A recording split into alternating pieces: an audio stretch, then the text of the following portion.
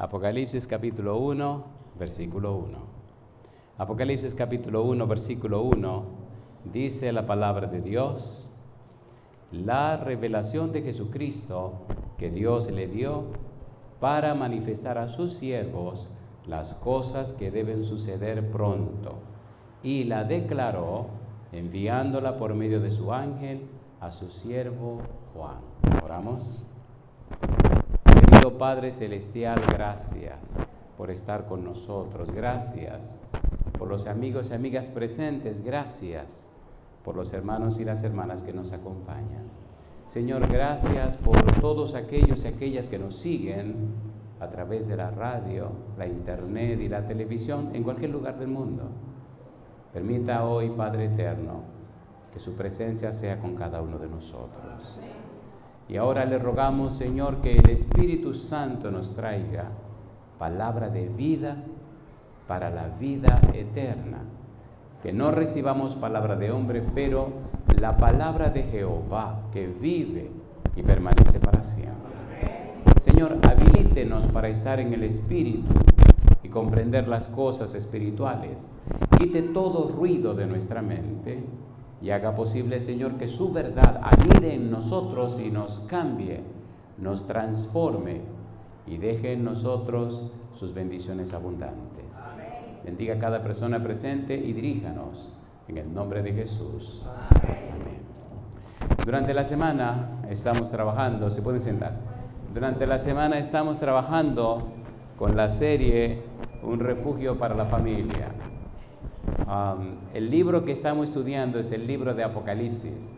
El versículo del libro de Apocalipsis que estamos analizando es el capítulo 1, versículo número 2. Las dos frases que nos interesan es la palabra de Dios y el testimonio de Jesucristo. Decíamos en el tema anterior que vamos a utilizar un método de estudio que se llama bíblico, gramático, descriptivo. Hay un libro en la Biblia que se llama Nehemías, si me acompañan. Nehemías capítulo 8, versículo 8. En Nehemías capítulo 8, versículo 8, encontramos con qué consiste y cómo funciona este método de estudio de la Biblia. Recuerde que lo que estamos haciendo no es solamente mostrando o presentando un argumento, un concepto, una idea. Estamos estudiando la palabra de Dios y esto significa que usted la conoce, usted la comprende, la acepta y entonces recibe salvación y vida eterna. La Biblia es hermosa y hay tres palabras claves en lo que tiene que ver con la trascendencia de la Biblia. La palabra trascender significa ir más allá de los límites. La razón de la vida es más que el simple hecho de existir en la tierra. Es más que comer, trabajar y dormir. Es más que nacer, crecer, multiplicarse y morir. Es mucho más que eso. Por eso, la Biblia nos habla de trascender, ir más allá de los límites. Y cuando estudiamos la palabra de Dios, descubrimos que el plan de Dios con el ser humano es que pueda vivir para siempre. Cuando Dios creó a Adán y Eva, los creó para que pudieran vivir para siempre, colocando en el Edén aquel famoso árbol que tenía el fruto de vivir, si usted lo comía, por siempre. Aunque el pecado entró y con el pecado la muerte, Cristo también entró a este mundo y con Cristo entró la vida. Ahora nacemos en el pecado, nacemos con toda la tendencia al pecado. Sin embargo, Cristo vino a la tierra, pagó el precio del pecado y ahora en Cristo podemos volver a la vida. Yo digo, alabado sea el nombre de Dios. Dice San Juan 14:6, Cristo dijo: yo soy el camino y la verdad y la vida. Nadie viene al Padre si no es por mí. Por tanto, cuando estudiamos la Biblia nos damos cuenta que el plan de Dios no ha sido puesto a un lado. El plan de Dios se mantiene. Si el hombre pecó, Dios se hizo hombre y pagó el precio del pecado del hombre. Si el hombre cayó bajo, Dios vino hasta lo más bajo para sacar al hombre de lo más bajo y llevarlo a lo más alto. Me gusta decir que Dios llegó hasta la cima con S, lo más profundo, para llevar al hombre hasta la cima con C, lo más alto. De lo más profundo a lo más alto. Nada ni nadie puede impedir que usted y su familia alcancen la salvación y la vida eterna. Solo usted lo acepta o lo rechaza. Pero cuando usted lo acepta y le dice sí a Dios, entonces Dios se hace cargo de hacer en usted lo que usted no puede hacer. Por eso, el manual para entender estas cosas es la Biblia. Hay una ciencia que se llama la ciencia de la salvación. ¿Cómo se llama? Si usted quiere usar una sola palabra para decir todo eso, diga soteriología. Y si se le hace difícil, olvídese, siga diciendo la ciencia de la salvación. ¿La qué cosa dijimos? La ciencia de la salvación. La ciencia de la salvación se estudiará por toda la eternidad. Y hay una parte clave en la ciencia de la salvación que se llama el misterio de la piedad. ¿Cómo se llama? Veamos la base del método que vamos a utilizar en esta semana. Nehemías capítulo 8, versículo 8. ¿Cómo dice el versículo 8? Nehemías 8, 8, ¿cómo dice? Y leían en el libro de la ley de Dios claramente y ponían el sentido de modo que entendiesen, ¿qué cosa dice? La lectura. Tres cosas. ¿Cuál es la primera? ¿Qué hacían? Número uno, leían claramente. ¿Qué cosa leían claramente? En la ley de Dios. Y número dos, le ponían el sentido. Y número tres, de modo que entendiesen ¿qué cosa? La lectura. ¿Qué cosa leían? El libro de la ley de Dios, la Torá. Esta noche es una noche muy especial porque vamos a trabajar con ese nombre.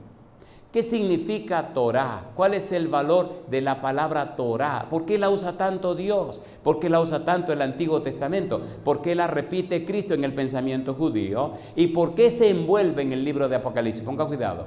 Cuando usted estudia la Biblia, cuando usted descubre en la palabra de Dios lo que es el plan de la salvación, usted entra en un conocimiento que no es humano, es un conocimiento del cielo, un conocimiento que viene de arriba. Cuando usted descubre la salvación en Cristo Jesús, usted descubre que hay tres palabras claves. Número uno, la información. Número dos, la formación. Y número tres, la transformación. ¿Cuál era el número uno? Información. ¿Y la número dos? Formación. ¿Y la número tres? Transformación. Cuando una persona dice que es cristiana, recibió la información. Pero si es verdad que es cristiana, necesita el nuevo nacimiento, que es, ¿qué cosa? La formación. Y más que la formación, necesita el crecimiento, desarrollo de la experiencia cristiana, que es la santificación y se convierte en ¿qué cosa? Transformación. ¿Qué cosa es transformación? ¿Qué significa transformación? Cuando usted lee la Biblia, por ejemplo, en 2 Corintios capítulo 3, versículo 18, dice que el Espíritu Santo nos transforma de gloria en gloria como a su imagen por el Espíritu, dice Pablo. Cuando usted lee Romanos capítulo 12, versículo 2, dice, no os conforméis a este mundo, sino transformaos por medio de la renovación de vuestro entendimiento. Hay una palabra interesante en griego de la palabra transformación. ¿Han oído el verbo metamorfo? ¿Han oído la palabra metamorfosis? ¿Se acuerdan o no se acuerdan? ¿Qué cosa es la metamorfosis? No es más que el cambio de una oruga o un gusanito en una mariposa. Un gusano se convierte en mariposa. ¿Los gusanos vuelan? No. ¿Qué hacen los gusanos? Se arrastran. Pero cuando ese gusanito se transforma en mariposa, ¿se arrastra? No, vuela. Se espera que una persona que conoce a Jesús, que una persona que entiende y comprende el plan de salvación, que una persona que se entrega a Cristo Jesús, que una persona que recibe el Espíritu de Dios, se espera que pueda nacer de nuevo y ser transformada por el poder del Espíritu Santo. ¿Funciona o no funciona? He visto y conozco personas que eran delincuentes, eran asesinos, eran cualquier cosa que usted no se imagina. Y he visto cómo el Espíritu de Dios ha cambiado y transformado toda la vida de esa gente. El cristianismo de hoy, lamentablemente, se ha convertido mucho en asunto de religiosidad. pero hace falta que la gente sea cristiana. Hay mucha gente en las iglesias que es religiosa, pero no son cristianas. ¿Qué cosa no son? No son cristianas. Un cristiano conoce y ama a Cristo. ¿Es así o no es así? ¿Es así o no es así? Cuando estudiamos el método de Nehemías 8:8, descubrimos 3 cosas. Número 1, ¿qué cosa dice? Leían claramente en la ley de Dios.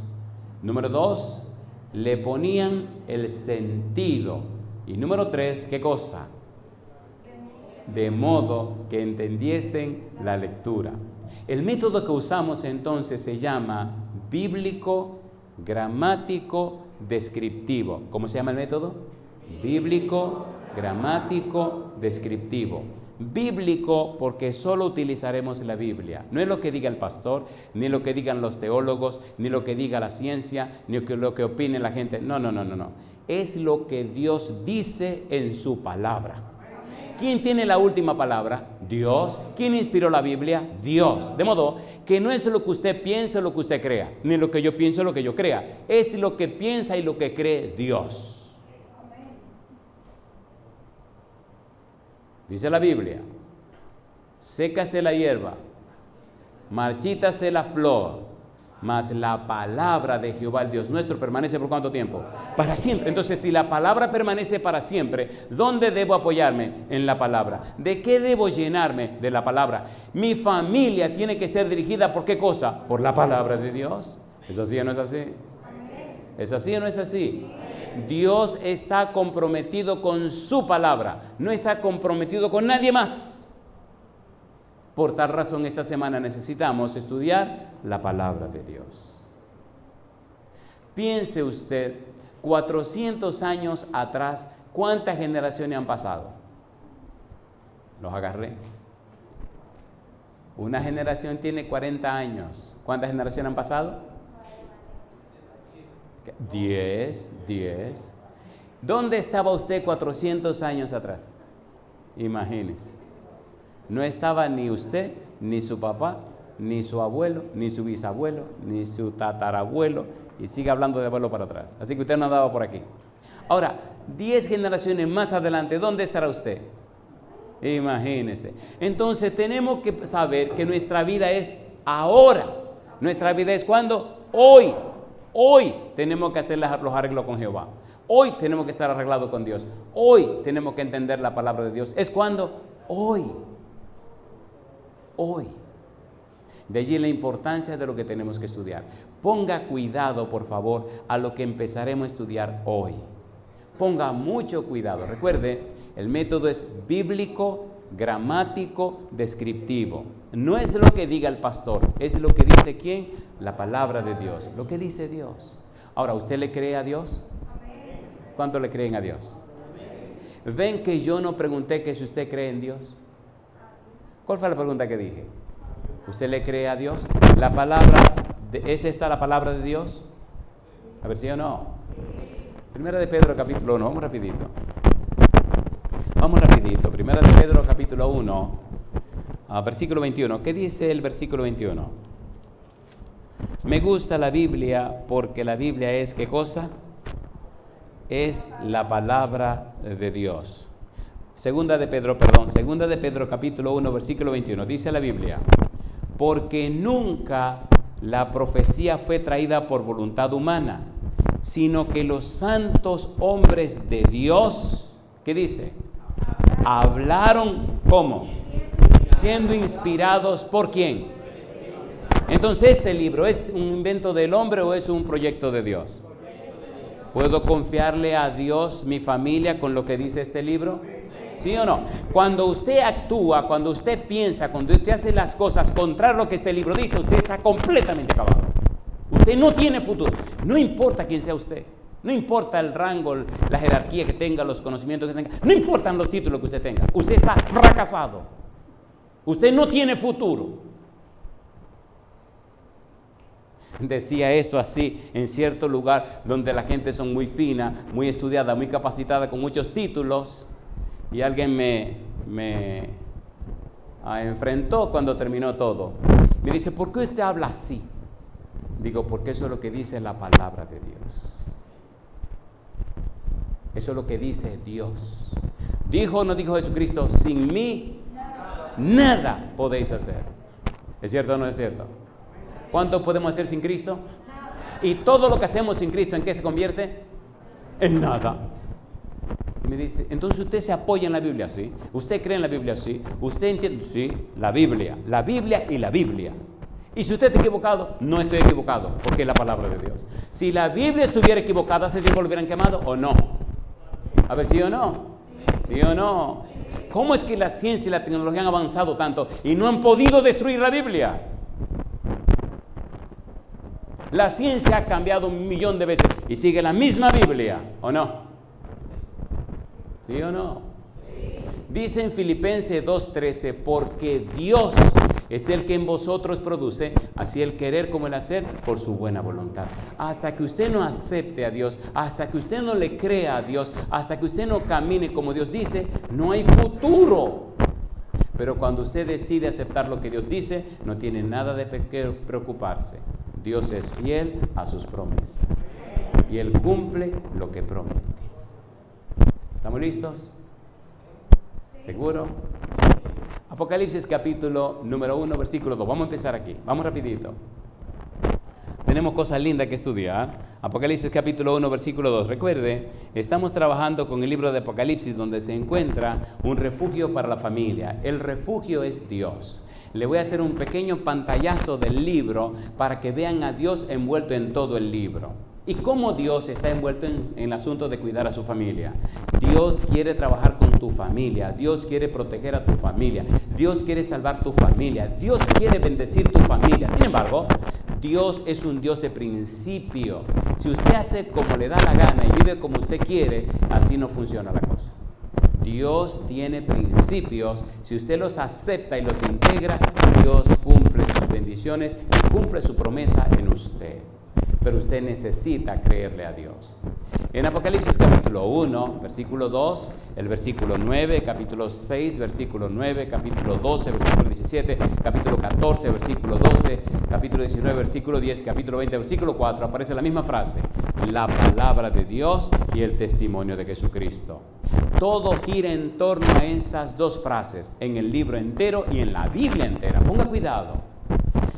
Cuando usted estudia el libro del Apocalipsis, desde la introducción que le llaman prólogo y hasta la conclusión que le llaman epílogo, usted encontrará nada más y nada menos que la presencia de Dios. En el prólogo o la introducción, ponga cuidado, usted encontrará al Padre, al Hijo y al Espíritu Santo. Cuando llegue a la casa, lea Apocalipsis capítulo 1, versículo 4 al 6. Hablando de Dios dice, el que es y que era y que ha de venir. Hablando del Espíritu Santo dice, los 7 espíritus que están delante de su trono. Y hablando de Jesucristo dice, y de Jesucristo el testigo fiel. Así está presente en el prólogo el Padre, el Hijo y el Espíritu Santo. Cuando usted llega en la parte final del libro, capítulo 22, versículo 6 al versículo 21, encuentra la presencia del Padre, la presencia del Hijo y la presencia del Espíritu Santo. Inclusive, Cristo mismo dice, yo Jesús. Y dice, y el Espíritu dice, ven, y la esposa dice, ven. En otras palabras, en la entrada del libro y en la conclusión del libro, aparece el Padre, el Hijo y el Espíritu Santo. Yo digo, alabado sea el nombre de Dios. ¿Me certifica, me garantiza eso, que vale la alegría leer ese libro? Sí. ¿Que vale la pena leer ese libro? Sí, Señor. Pero ahora mire qué cosa linda. El libro tiene 8 visiones y en la número 1 aparece Jesucristo aquí en la tierra cuidando la iglesia, en la tierra moviéndose entre la iglesia. Y en la última visión, la número 8, aparece el Padre morando en la tierra con su pueblo y la santa ciudad, la Nueva Jerusalén. Mi pregunta entonces, ¿está presente Cristo al principio del libro? Sí. ¿Está presente el Padre al final del libro? Sí. ¿Están aquí en la tierra? Sí. Y ahora escuche con cuidado. Cuando usted analiza el libro a fondo, encuentra que las siguientes visiones, de las 2 a las 7, se presenta un cuadro en cada una de esas visiones en el cielo. Dios sentado en el trono, dirigiendo los destinos de la tierra, luchando y trabajando para que la gente se salve. Mi pregunta, entonces, ¿es Dios un refugio para la familia, sí o no? Sí. Nosotros necesitamos aprender estas cosas porque el cerebro trabaja de esa manera. Él recibe la información, él codifica la información, él entiende y comprende la información y entonces comienza a crear patrones de pensamientos, esquemas, empieza a crear una serie de situaciones que hoy en día se le llama neuroplasticidad, hablan de epigenética, porque la información que usted recibe hace posible que su cerebro cambie y su cerebro está cambiando constantemente. El Señor dice en el libro de Proverbios capítulo 4 versículo número 23, sobre toda cosa guardada, guarda tu mente, guarda tu corazón, porque de él mana, ¿qué cosa? La vida. Si usted no cuida lo que mete en su cabeza, si usted no cuida lo que usted ve, lo que usted huele, lo que usted oye, lo que usted come y lo que usted toca, su mente estará llena de las cosas que usted no se da cuenta, sus pensamientos estarán acabados y usted vivirá una vida completamente destruida.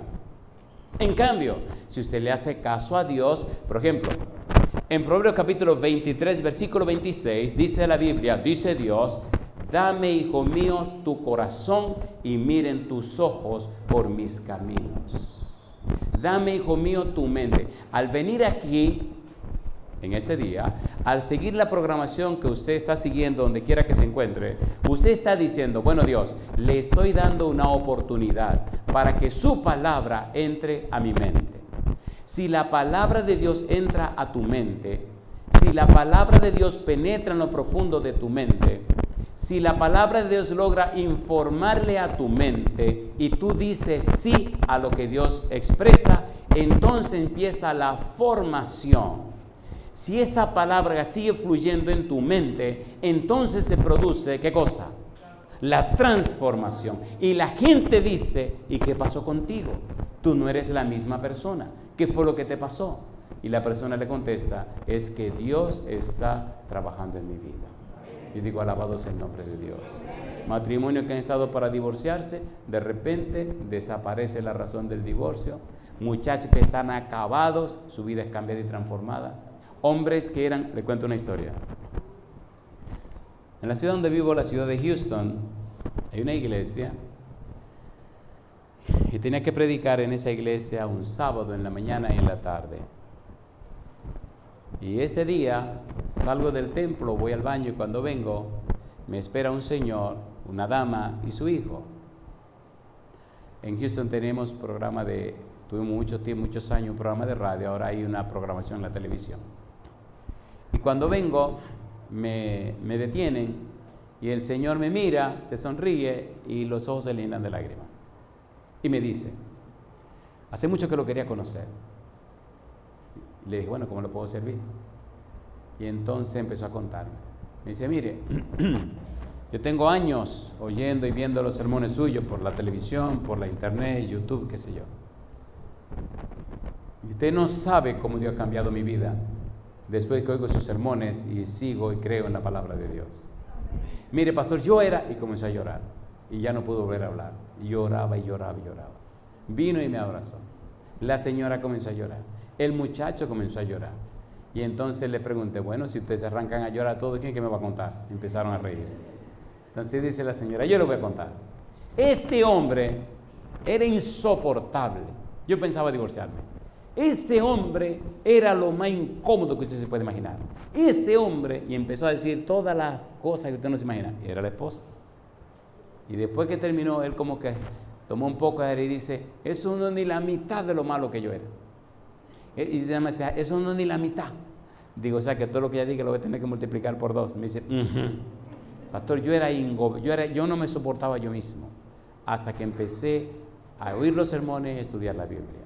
¿Cómo Dios me ha ido cambiando? Mire, mi hijo, pregúntele si yo no he cambiado. Pregúntele a mi esposa si yo no he cambiado. Y ella con lágrimas me decía, yo andaba buscando el día para divorciarme de este hombre. Digo, y ahora, dice, no, ahora esta es otra persona. ¿Cómo la Biblia, cómo la palabra de Dios puede cambiar un ser humano? Y el chiquitín, que ya era un adolescente, lloraba y decía, hasta yo me quería ir de la casa, porque no había quien soportara a este hombre. Ahora, yo le pregunto, ¿Dice la verdad Dios, sí o no? ¿Podemos creerle a Dios, sí o no? ¿Cumple Dios lo que promete, sí o no?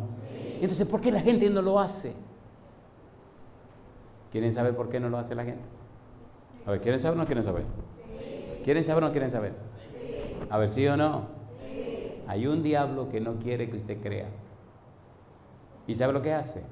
Mira lo que dice la Biblia, 2 Corintios capítulo número 3. Tenga cuidado.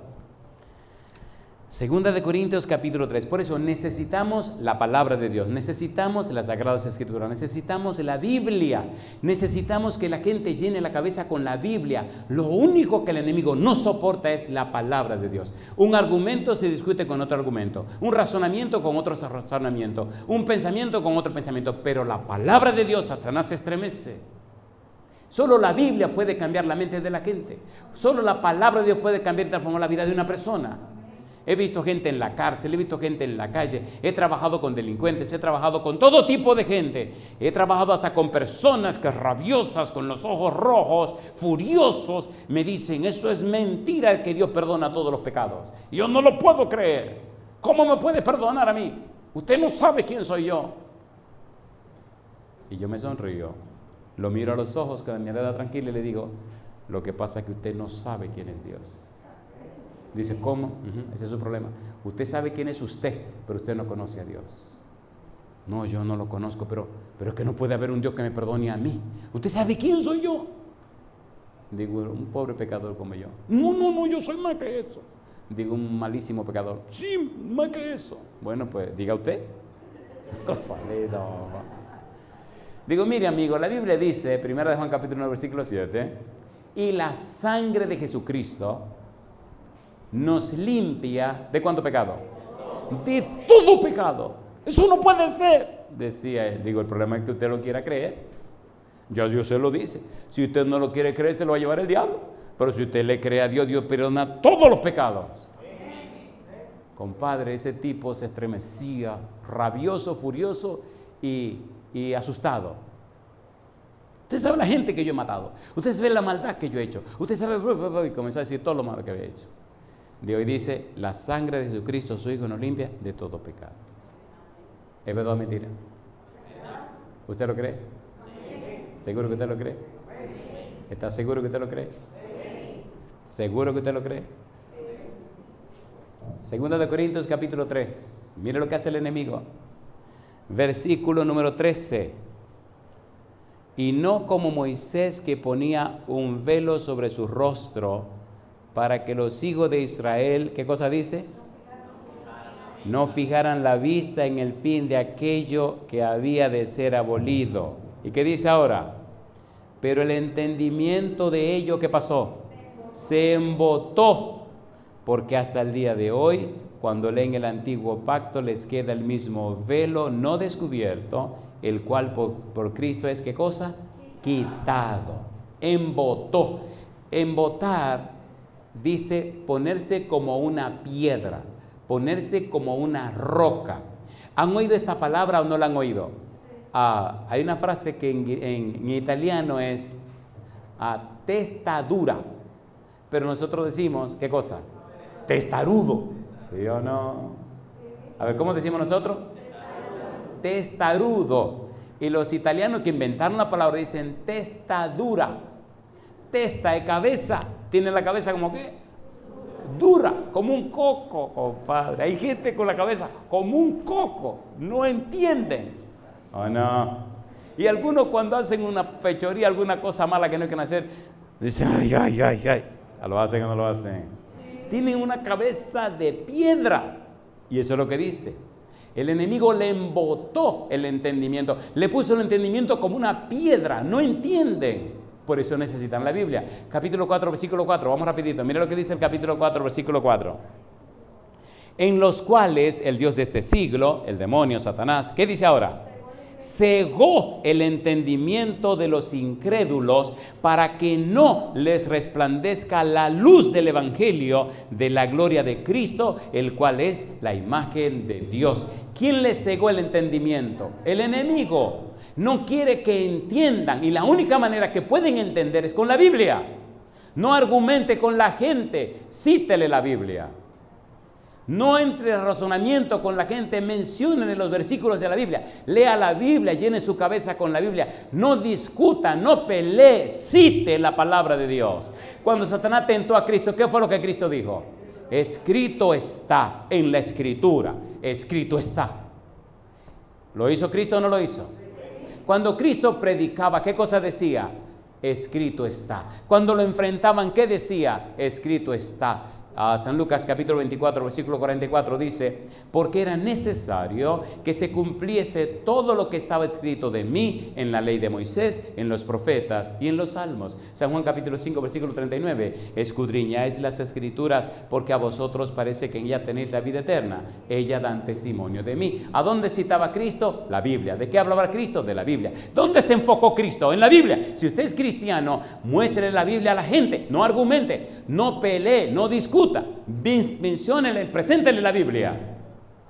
Es hermoso cuando una persona que viene a discutir, usted se sonríe y dice todo lo que tiene que decir y usted le dice, mire, la Biblia dice. Y yo le pregunto, ¿cree usted en la Biblia? ¿Sí o no? ¿Le cree usted a Dios? Entonces su familia tiene futuro. Su familia tiene futuro. ¿Qué cosa dije? Su familia tiene futuro. ¿Quién es el futuro de la familia? Dios. ¿Quién es el refugio de la familia? Dios. Hasta que usted acepte la palabra de Dios, Dios puede comenzar a trabajar en usted. No es el psicólogo, ni el psiquiatra, ni el consejero matrimonial. Ningún hombre puede resolver problemas matrimoniales. El único que sabe de este asunto se llama el que inventó esta cuestión. Dios. El Dios Todopoderoso. ¿Usted le cree a Dios? ¿Seguro que le cree a Dios? Póngase en pie conmigo si usted le cree a Dios. Mire que no estoy diciendo que si usted cree en Dios. Póngase en pie conmigo. Cuando nosotros decimos creerle a Dios, cuando nosotros decimos y decidimos aceptar su palabra, entonces todas las promesas de la Biblia son para nosotros. Todo lo que Dios ha dicho en su palabra son para nuestro beneficio. Todo lo que Dios ha hecho es para nosotros. Mire usted con cuidado todo lo que Dios ha hecho para la salvación suya y de su familia. ¿Cuánto le ha costado a Dios? Primera de Timoteo capítulo 3 versículo 16. Queremos comenzar a hablar de la Torá, pero tenemos que poner bien la mesa para que a usted le guste la comida que le vamos a servir. Primera de Timoteo capítulo 3 versículo 16. ¿Qué dice el versículo 16? ¿Cómo dice el versículo 16? Hay una palabra clave que llama la atención. Versículo 16. E indiscutiblemente, ¿qué cosa? Grande es el misterio de ¿qué cosa? De la piedad. ¿En qué consiste el misterio de la piedad? Recuerde, la palabra misterio en la Biblia significa algo que debe ser dado a conocer. ¿Qué significa misterio? Algo que debe ser dado a conocer. ¿Qué es misterio? Algo que debe ser dado a conocer. ¿Y por qué es el misterio de la piedad? Bien, es algo que debe ser dado a conocer con relación a y teniendo que ver con la misericordia, la bondad y el amor de Dios en beneficio de una humanidad pecadora. Mi pregunta, ¿Dios es piadoso, sí o no? ¿Es clemente y misericordioso, sí o no? ¿Es tardo para la ira, sí o no? ¿Es grande en misericordia y verdad, sí o no? Sí, sí. ¿En qué consiste el misterio de la piedad? Dice, ¿qué cosa? Dios fue manifestado en carne. Y yo pregunto, ¿quién era Jesucristo? Dios con nosotros. ¿Qué significa Emmanuel? Dios con nosotros. Dios se hizo carne, ¿sí o no? Sí. Dios fue manifestado en carne. ¿Qué más? Justificado en el Espíritu. ¿Qué más? Visto de los ángeles. ¿Qué sigue diciendo? Predicado a los gentiles. ¿Qué más? Creído en el mundo. ¿Y qué más? Recibido arriba en gloria. ¿Esto es verdad o es mentira? Es verdad. Entonces, la salvación suya y de su familia no es una lotería. Ya está comprada, ya está pagada, ya está confirmada, está garantizada.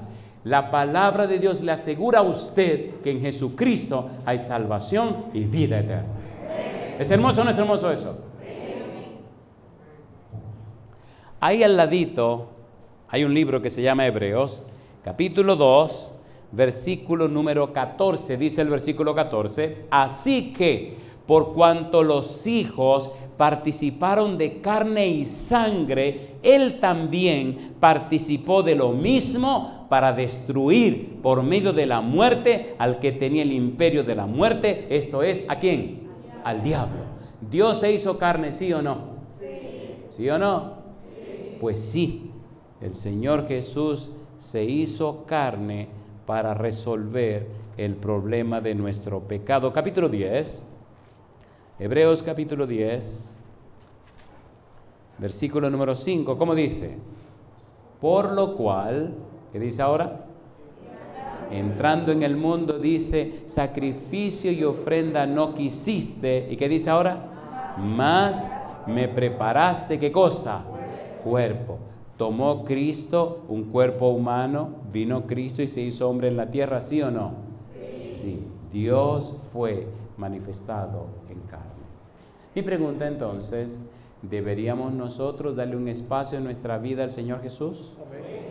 ¿Deberíamos nosotros permitirle a Dios que el Espíritu Santo venga a nuestra vida? ¿Deberíamos nosotros abrir la puerta de nuestra casa a la palabra de Dios y a la presencia del Señor, sí o no? ¿Sí o no? La gente notará la diferencia en el momento que le demos a Dios el derecho legal de trabajar en nuestra vida.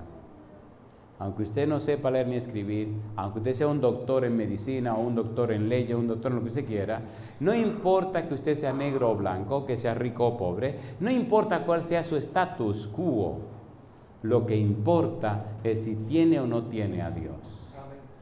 La clave es una persona. Es la persona de Dios.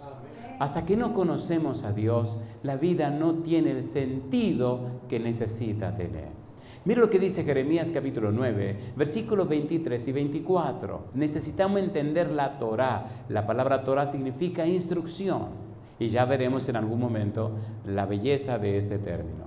Jeremías capítulo 9, versículos 23 y 24. ¿Por qué es tan importante esta semana?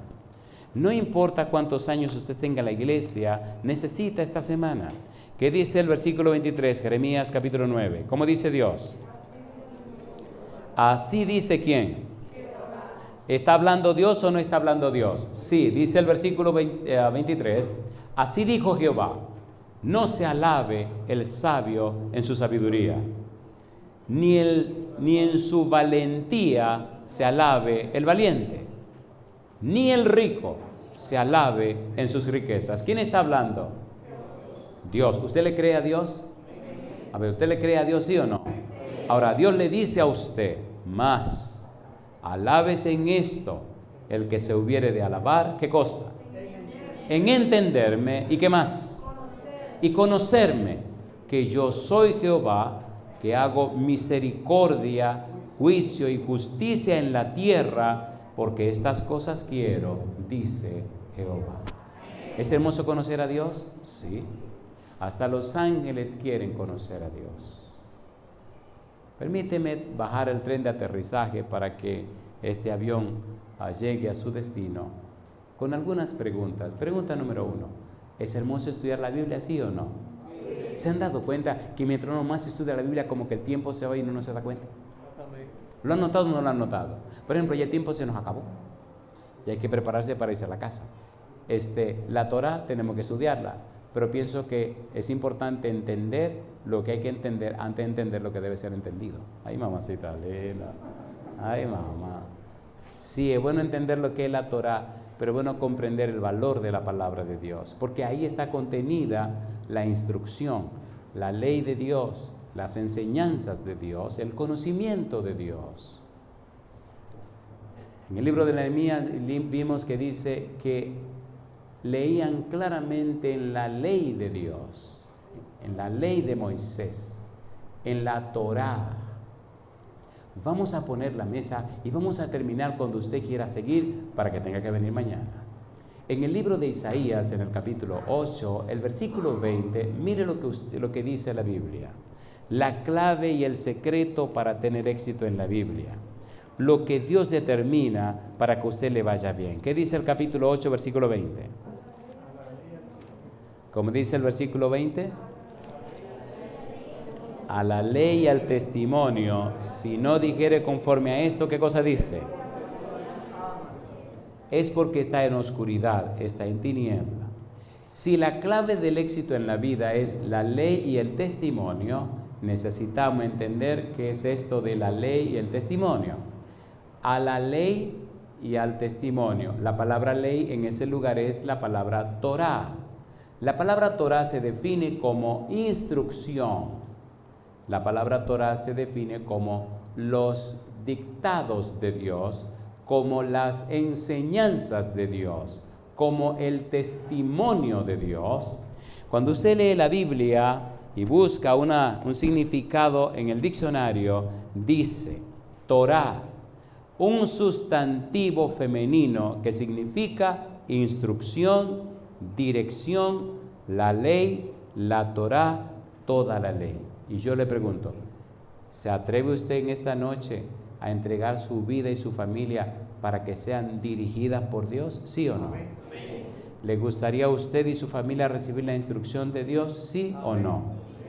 Hoy yo quiero orar por un grupo especial. Yo creo en la juventud. ¿Cuántos de los presentes tienen 35 años para abajo? ¿Pueden levantar la mano? Menos de 35 años. Si usted tiene más de 35, la puede dejar abajo la mano. De 35 para abajo, muy bien. 35 años o menos, alabado sea Dios. ¿Qué puede pasar con la vida de una persona joven de 35 años para abajo si decide caminar como dice la Biblia? ¿Tendrá futuro o no tendrá futuro? A ver, ¿sí o no? Yo tomé la decisión cuando era un adolescente. A los 19 años decidí que mi vida iba a ser dirigida por la Biblia. Aunque no lo crean, ya no soy un adolescente. Ahora tengo 58 años. 39 años caminando con Dios. Y he visto que todo lo que la Biblia enseña es verdad. ¿Le gustaría a usted, joven de 35 años o menos, decirle a Dios sí y tomar la decisión de guiar su vida con la palabra de Dios? ¿Se atreve a tomar ese desafío? Recuerde, Dios está comprometido con su palabra. Si usted le dice sí a la palabra de Dios, que es lo que vamos a estudiar esta semana, Dios estará comprometido con usted. Me gusta ser muy atrevido. ¿Puede levantar la mano otra vez si usted le dice sí a dejar su vida guiada por la palabra de Dios? ¿Puede levantar la mano? 35 años o menos. Lo que tiene más de allí ya es otra historia. A mí me gusta ser atrevido. Yo voy a pedirle que esa gente que levantar la mano vengan al frente conmigo. Venga para acá al frente conmigo. Todos los que tienen 35 años o menos y hoy dicen, yo quiero que mi vida la dirija a Dios a través de su palabra, venga para acá conmigo. Adelante, suba aquí arriba mi amigo conmigo. Atrévase a subir, alabado sea el nombre de Dios. Cuando yo hice esta decisión tenía 19 años. Venga para acá conmigo, no tenga ningún temor. Adelante, 35 años o menos. Usted toma hoy la decisión de decir, a partir de hoy quiero que la Biblia dirija mi vida. A partir de hoy quiero que Dios guíe mis pasos. A partir de hoy quiero entender lo que la Biblia enseña y quiero hacer como manda Dios. Atrévase. Alabado sea Dios. Adelante. Eso es muy fuerte, pastor. Venga para acá. 35 años o menos. Alabado sea el Señor. ¿Cuántos felicitan a estos muchachos? Le voy a decir una cosa. El futuro del mundo está en las manos de Dios. Pero las cosas que abajo van a ser decididas por ellos. ¿No se han dado cuenta que el mundo se está dañando cada día más? ¿Se han dado cuenta o no se han dado cuenta? Yo tengo que ir a todos los tipos de países que ustedes no se imaginan, de primer mundo, de segundo mundo, de tercer mundo, avanzado, súper avanzado, toda la bobería que usted quiera. Y usted no se imagina las tonterías que están pasando en el mundo. Y cómo el enemigo está acabando con la juventud. Están destruyendo a la juventud. ¿No creen ustedes que es una buena posición llamar a estos jóvenes que pongan su vida en la mano de Dios? ¿Es buena o no es buena? A ver, ¿sí o no? Yo lo quiero aquí al frente conmigo. Si usted tiene 35 años o menos, atrévese a pasar al frente y subir aquí y decir, desde hoy yo quiero que mi vida sea dirigida por Dios a través de su palabra. Eso es lo que estoy pidiendo. 35 años o menos. Cosa linda, mamá. Algunos quieren pasar al frente, pero se mueren de la vergüenza. Así me gusta, venga con vergüenza. No es que sea sin vergüenza, sino porque venga con su vergüenza. Adelante, adelante. No tengan miedo ni temor de hacer lo que Dios te pide. Puedo leer un versículo, Marcos 8:38. ¿Qué dice Jesús? Marcos 8:38. ¿Qué dice Marcos 8:38? ¿Lo podemos leer entre todos? Marcos 8:38. ¿Cómo dice? Marcos 8:38. Aquí dice 33. Ahora sí. ¿Lo podemos leer todos juntos? Marcos 8:38. A la 1, a las 2 y a las 3. ¿Cómo dice?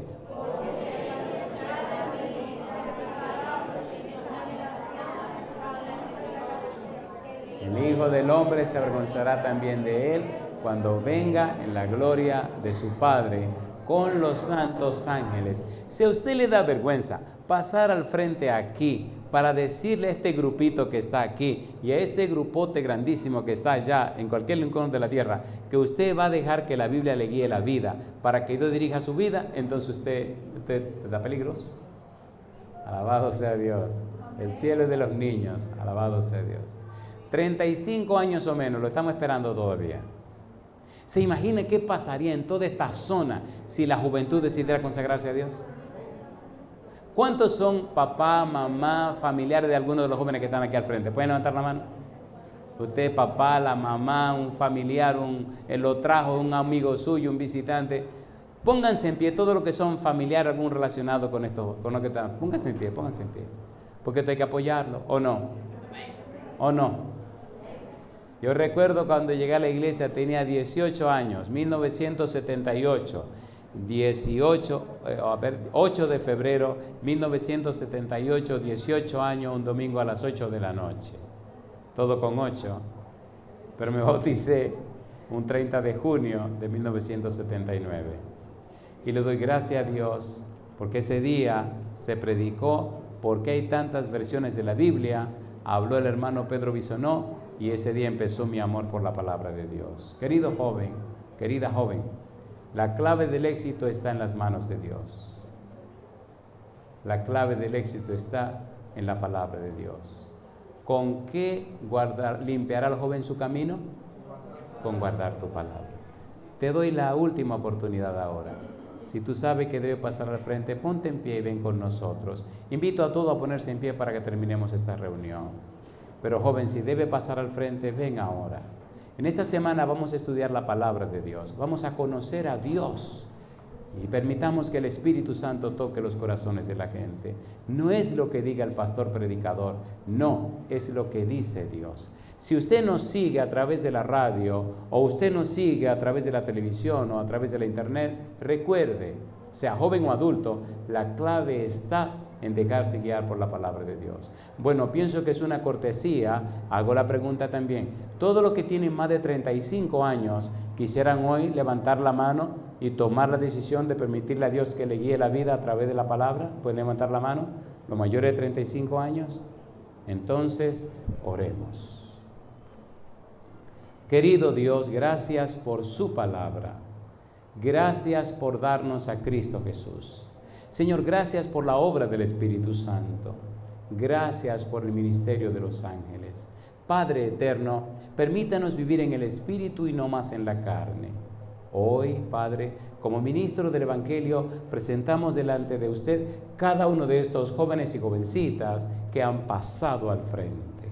Han desafiado las miradas curiosas, han desafiado el temor, han desafiado todo para decir, no solo en esta iglesia, sino ante todo el universo y todos los países que nos siguen y nos ven, decir, hoy he tomado la decisión de acercarme a Dios y dar el permiso para que mi vida sea dirigida con su palabra. Señor, hay futuro para el que sigue sus pasos. Señor, hay salvación para el que cree en usted.